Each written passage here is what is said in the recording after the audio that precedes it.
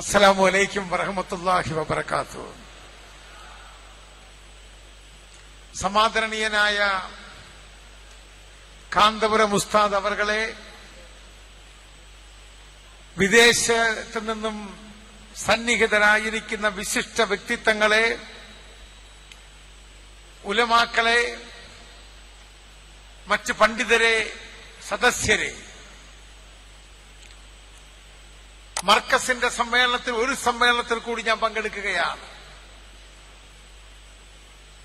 മർക്കസും ഞാനും തമ്മിലുള്ള ബന്ധം, കാന്തപുരം ഉസ്താദും ഞാനും തമ്മിലുള്ള ബന്ധം കുടുംബപരമായ ബന്ധമാണ്. 10-30 വർഷങ്ങൾക്ക് മുമ്പ് ആരംഭിച്ച ആ ബന്ധം ഇന്നും ഒരു കോട്ടം തട്ടാതെ മുമ്പോട്ട് പോകുന്നു.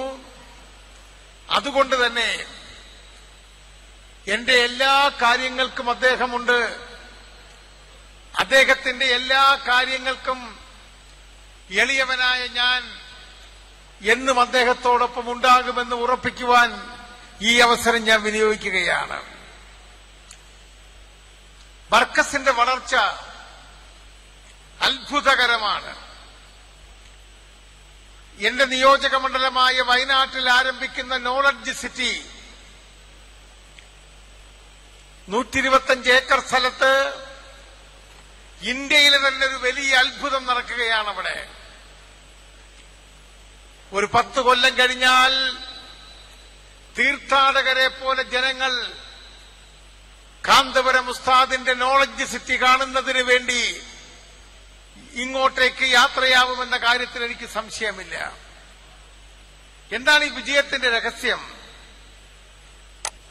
പരിശുദ്ധ ഖുർആനിൽ മുറുകെ പിടിച്ച് നബി സല്ലല്ലാഹു അലൈഹി വസല്ലമയുടെ ചെയ്തികളെ മുറുകെ പിടിച്ചുകൊണ്ട് മതത്തിന്റെ പ്രബോധനത്തിൽ നിന്നും ഒരണുവിട പോലും ചലിക്കാതെ എന്തെല്ലാം പ്രകോപനങ്ങൾ ഉണ്ടായാലും ഏതെല്ലാം രീതിയിലുള്ള വിമർശനങ്ങൾ ഉണ്ടായാലും താൻ വിശ്വസിക്കുന്ന പ്രമാണങ്ങൾക്ക് വേണ്ടി നിലകൊള്ളുന്നു. അതുകൊണ്ടാണ് അള്ളാഹുവിന്റെ അപാരമായ അനുഗ്രഹ വൃഷ്ടി അദ്ദേഹത്തിന് മേലുണ്ടാവുന്നത്. അദ്ദേഹത്തിന്റെ സംഘാടക ശക്തി പറഞ്ഞറിയിക്കാൻ നിവൃത്തിയില്ല. കേരളത്തിൽ ഇന്ന് ജീവിച്ചിരിക്കുന്ന ഏറ്റവും വലിയ സംഘാടകൻ ആര് എന്ന് ചോദിച്ചാൽ കാന്തപുരം AP അബൂബക്കർ മുസ്ലിയാർ അവർകളാണ് എന്ന് ഉറപ്പിച്ച് പറയുവാൻ സാധിക്കും. അദ്ദേഹത്തിന്റെ കർണാടക യാത്ര, ഇങ്ങനെ ഒരു യാത്ര നടത്താൻ സാധിക്കുമോ? കാന്തപുരത്തിന്റെ കേരള യാത്ര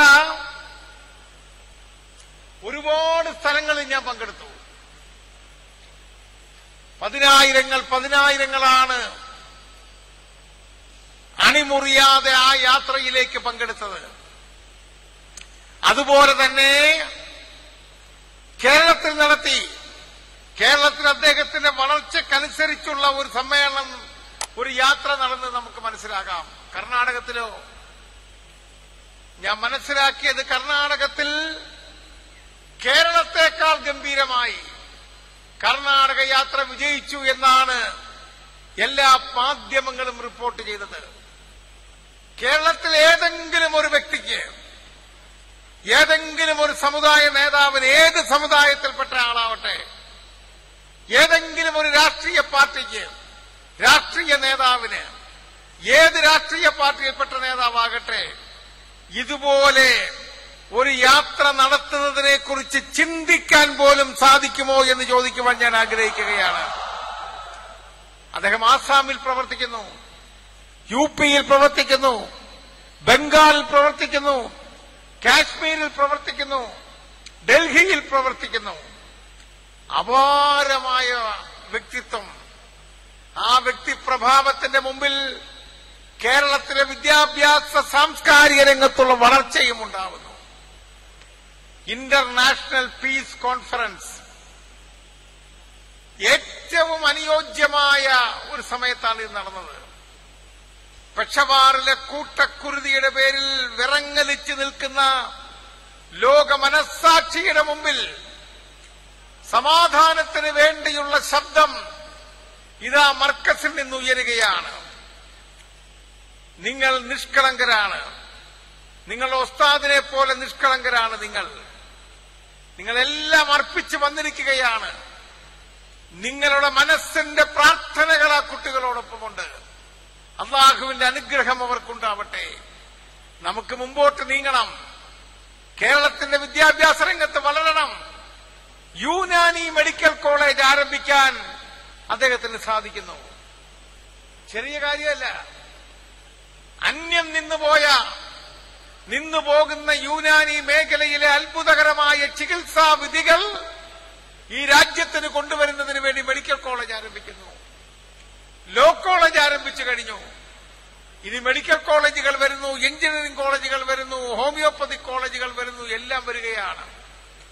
ഈ വളർച്ച ഈ സമൂഹത്തിന് മാതൃകയാവട്ടെ എന്ന് ആശംസിച്ചുകൊണ്ട് നമ്മുടെ ഉസ്താദിന് അള്ളാഹു ദീർഘായുസ്സ് നൽകണമേ എന്ന് പ്രാർത്ഥിച്ചുകൊണ്ട് അള്ളാഹുവിന്റെ അനുഗ്രഹങ്ങൾ മർക്കസിലെ വിദ്യാർത്ഥികൾക്കുണ്ടാവട്ടെ, ഇവിടുത്തെ അധ്യാപകർക്കുണ്ടാവട്ടെ, ഇവിടുത്തെ രക്ഷകർത്താക്കൾക്കുണ്ടാവട്ടെ.